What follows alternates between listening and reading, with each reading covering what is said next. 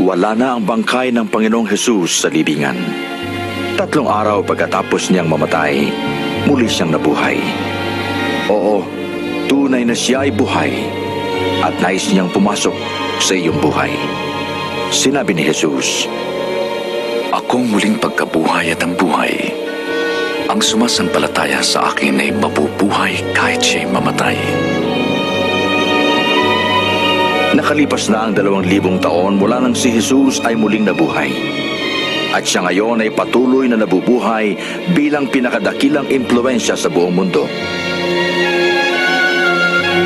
Ang mga hambog na politiko, mga scholar, mga presidente, mga pilosopo at mga teologo ay sumikat. Ngunit ngayon, naglaho silang lahat. Subalit si Jesus ay nananatiling buhay ngayon. Siya ay walang katulad